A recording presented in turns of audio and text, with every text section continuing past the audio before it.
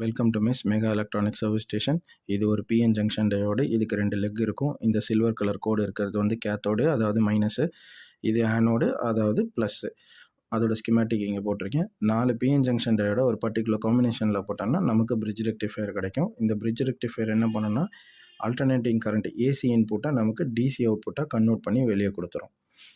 இப்போது diode D1, D2, D3, D4. D1ஓட positive, D2ஓட நெகட்டிவ் சேர்த்து நம்ம ஜங்ஷன் 1ன்னு வச்சுருக்கோம். D2ஓட பாசிட்டிவ், D3ஓட பாசிட்டிவ் சேர்த்தாமல் நம்ம J2ன்னு வச்சுருக்கோம் ஜங்ஷன் 2. D3ஓட நெகட்டிவ், D4ஓட பாசிட்டிவ் சேர்த்து நம்ம ஜங்ஷன் 3ன்னு வச்சுருக்கோம். D4ஓட நெகட்டிவ், D1ஓட நெகட்டிவை ஜாயின் பண்ணி நம்ம ஜங்ஷன் 4ன்னு வச்சுருக்கோம். இப்போ இதில் பார்த்தீங்கன்னா இங்கே பாசிட்டிவ் இருக்குது, இங்கே நெகட்டிவ் இருக்குது, இங்கே பாசிட்டிவ் இருக்குது, இங்கே நெகட்டிவ் இருக்குது.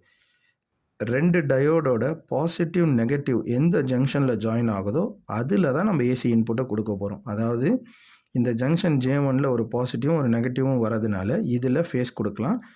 இந்த ஜங்ஷன் J3யில் ஒரு பாசிட்டிவும் ஒரு நெகட்டிவ் வரதுனால இதில் நியூட்ரலை கொடுத்துடலாம்.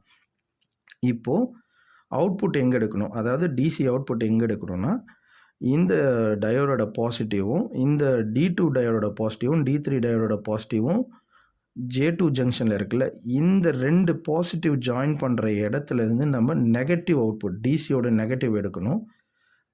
இந்த D1 D4ஓட ஜாயின் ஆகிற ஜங்ஷன் J4ல் 2 நெகட்டிவ் ஜாயின் ஆகிருக்கு பாருங்கள். இந்த 2 நெகட்டிவ் ஜாயின் ஆகிற இடத்துலேருந்து பாசிட்டிவ் அவுட்புட்டு எடுக்கணும், அதாவது பாசிட்டிவ் டிசி. இந்த ப்ளஸ்ஸு இந்த மைனஸ் எடுத்து இந்த கெப்பாசிட்டரோட இந்த ப்ளஸ் இந்த மைனஸில் கொடுக்கணும்.